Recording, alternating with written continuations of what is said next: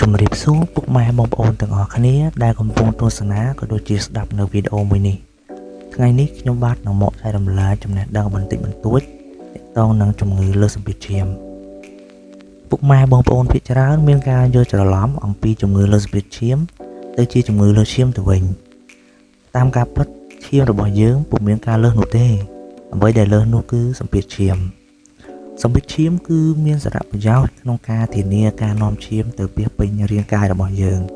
ដើម្បីចិញ្ចឹមក៏ដូចជាការលូតលាស់របស់រាងកាយដូច្នេះនៅពេលដែលសម្ពាធឈាមទាបឬក៏ខ្ពស់ពេកនឹងបង្កហានិភ័យដល់រាងកាយរបស់យើង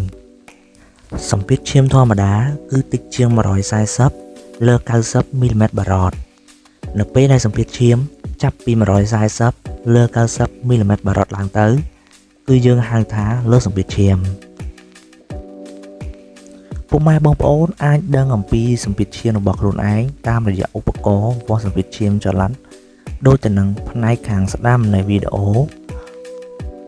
ចំណែកឯឧបករណ៍វាស់សម្ពាធឈាមនៅខាងឆ្វេងក្នុងវីដេអូគឺត្រូវពឹងលោកគ្រូអ្នកគ្រូពេទ្យឲ្យជួយវាស់ឲ្យទើបត្រឹមត្រូវ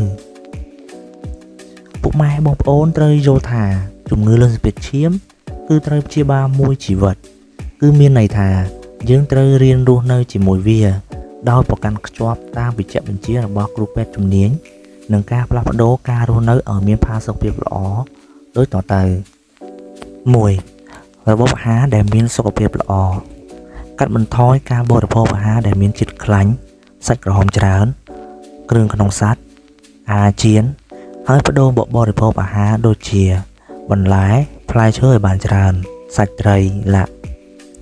2. ការធ្វើលំហាត់ប្រាណជាទៀងទាត់ល្អបំផុតគឺហាត់ប្រាណជារៀងរាល់ថ្ងៃមួយថ្ងៃយ៉ាងតិចឲ្យបាន30នាទី 3. ការគ្រប់គ្រងទម្ងន់ព្យាយាមរក្សាទម្ងន់រាងកាយឲ្យមានតុល្យភាពកុំឲ្យស្គមពេក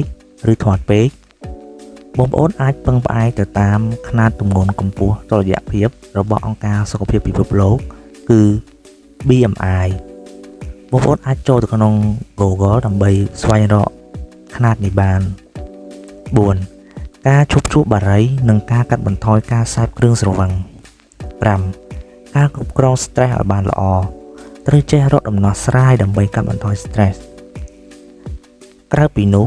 ត្រូវពិសាថ្នាំតាមវិជ្ជាបញ្ជានិងទៅពិនិត្យសុខភាពជាប្រចាំពី6ទៅ12ខែម្ដងបើពុកម៉ែបងប្អូនមិនធ្វើការផ្លាស់ប្ដូរទៅរកការរស់នៅដែលមានផាសុកភាពនិងគោរពតាមវិជ្ជាបញ្ជានោះទេពុកម៉ែបងប្អូនអាចនឹងប្រឈមមុខទៅនឹងហានិភ័យមួយចំនួនដូចជា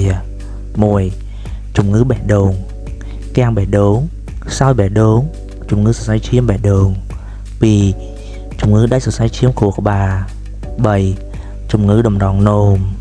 4. បញ្ហាភ្នែកខូចសរសៃឈាមក្នុងភ្នែកបាត់បង់ការមើលឃើញនិងបញ្ហាផ្សេងៗមួយចំនួនទៀត